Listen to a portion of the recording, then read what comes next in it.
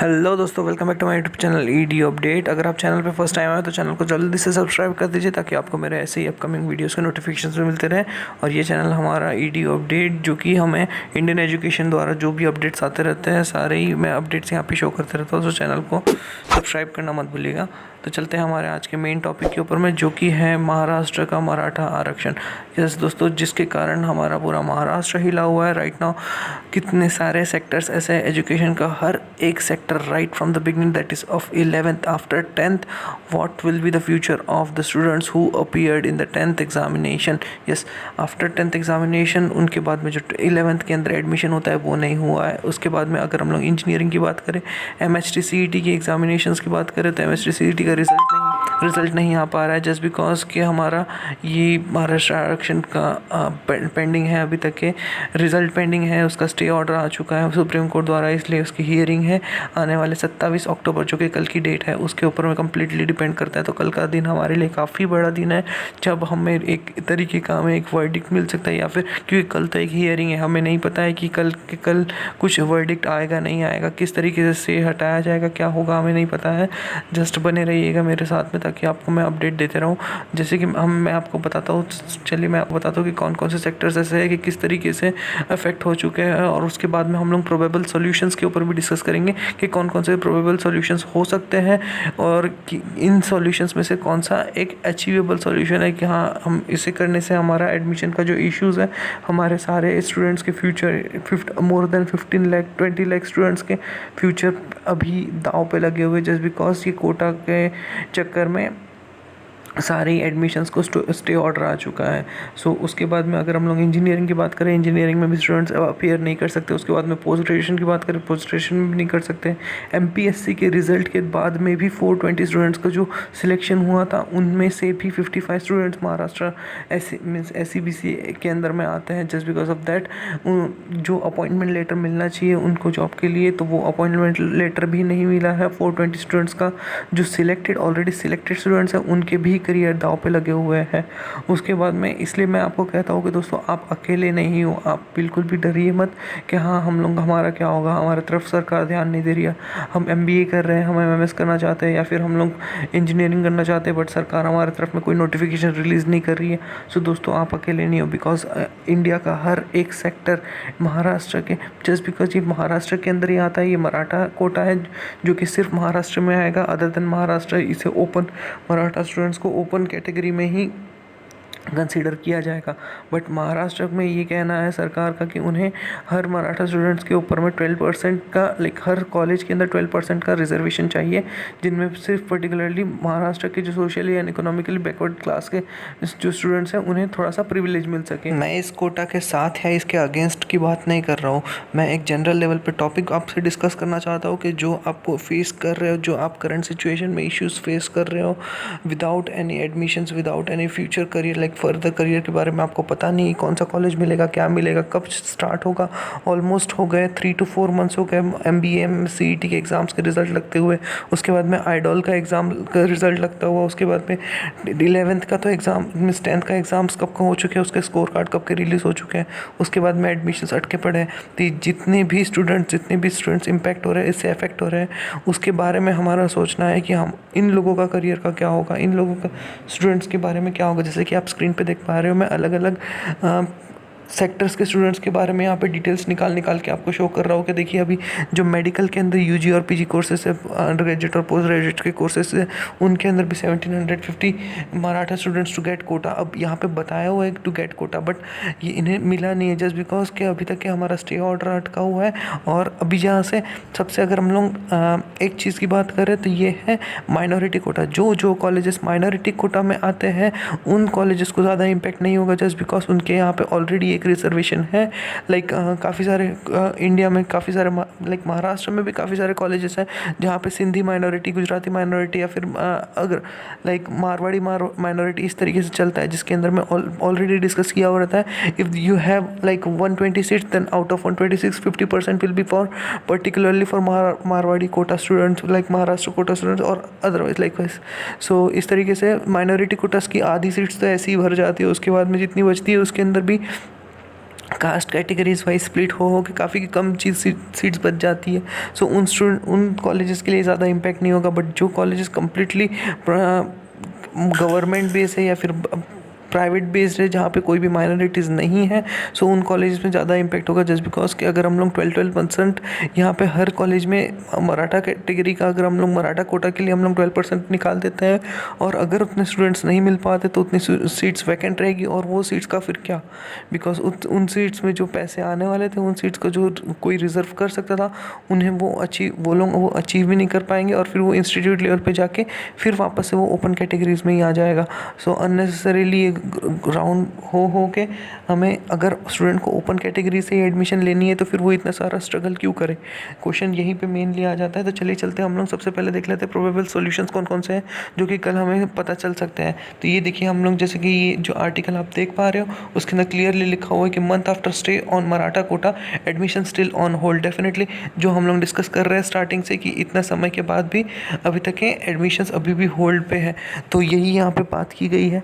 और यहाँ पे आप जो देख पा रहे हो एक स्क्रीन पे अभी मैं आपको शो करता हूँ कि जो प्रोबेबल सॉल्यूशंस है और कितने कौन कौन से सेक्टर में कितने स्टूडेंट्स इम्पैक्ट हो चुके हैं। तो यहाँ पे नीचे में आप देख पाओगे कि admissions that are currently stuck. So final year junior college centralise admissions in Mumbai, Pune, Nagpur, Nashik, Ahmedabad, then Amravati. So these are the cities which are majorly affected just because of final year first year junior college, that is for the 11th class student. So moreover 15 lakh students from the junior college only. Then after we can see यहाँ पे नीचे में हम लोग देख सकते हैं कि BE BTech के स्टूडेंट्स कितने सारे यहाँ पे 1.91 लाख BE BTech के स्टूडेंट्स अफेक्टेड है। MBA MMS के स्टूडेंट्स में भी 34,000 के जितने स्टूडेंट्स यहाँ पे जो कि आते हैं वो SCBC और EWS कैटेगरी में आते हैं। सो इन लोगों का जो करियर है वो ऑलरेडी दांव पे लगा हुआ है। उसके अब जो कल जो हियरिंग होता है उसके ऊपर जो वर्डिक्ट आता है उसी के ऊपर में इन स्टूडेंट्स का जो करियर है वो डिसाइड करता है कि उन्हें किस तरीके से सीट्स मिल सकती है। अगर रिजर्वेशन मिलता है तो किस तरीके से मिलेगा, अगर नहीं मिलता है तो फिर उन स्टूडेंट्स को कितना पे करना होगा, ओपन कैटेगरीज की फीस पे करनी होगी, क्या पे करनी होगी। बाद में अगर हम लोग BEd की बात करते हैं तो 31,000 उसमें आ जाते हैं, उन कैटेगरीज में आ जाते हैं।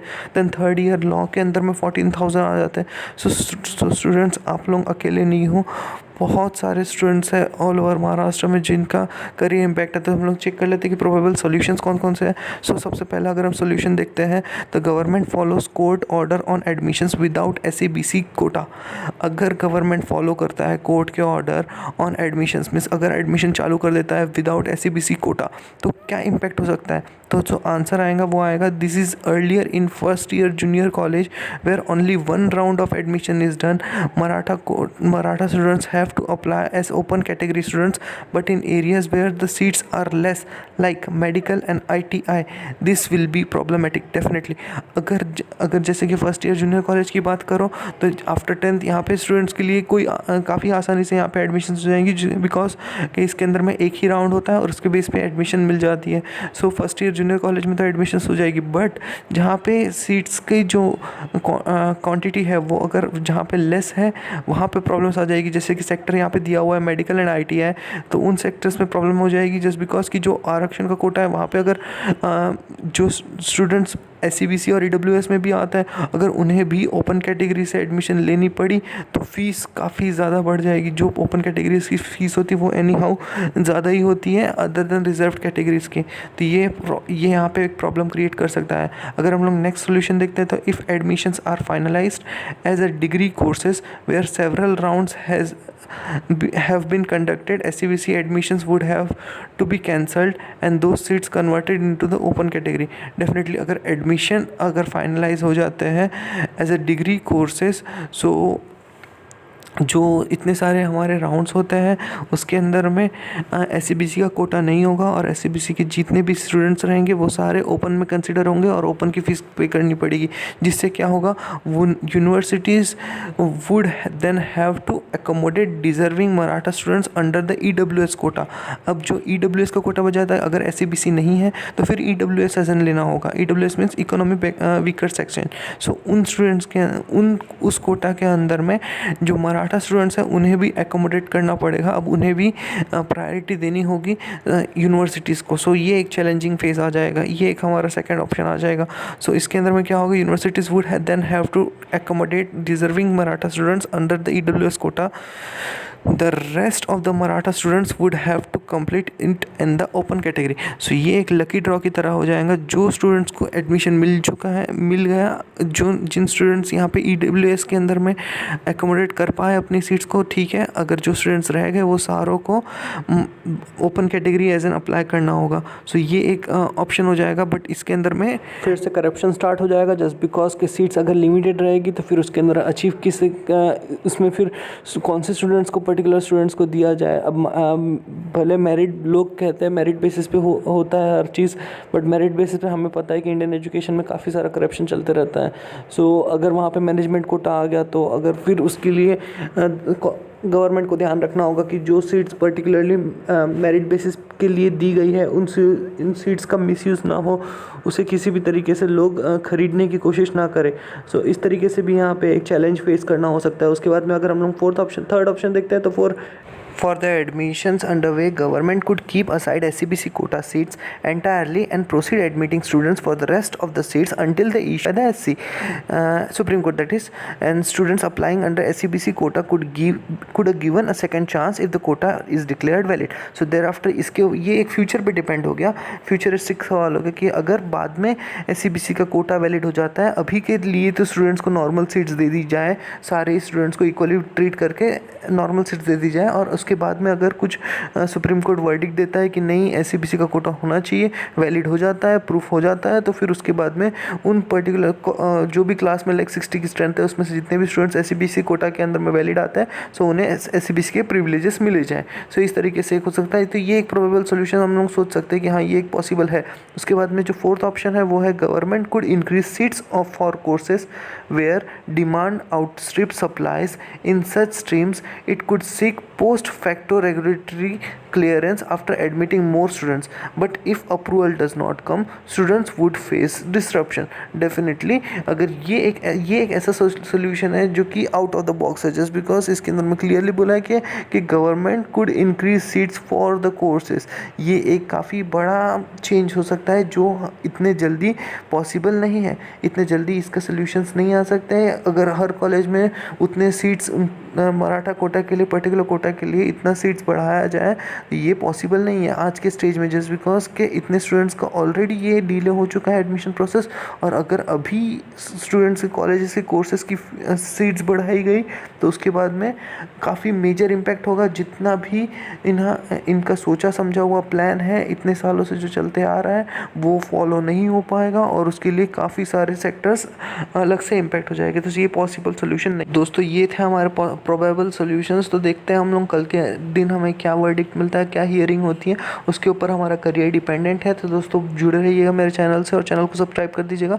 जो भी कल रिजल्ट आता है वो आपसे मैं ज़रूर शेयर करूँगा, उसके ऊपर भी हम लोग कम्प्लीटली डिटेल डिस्कशन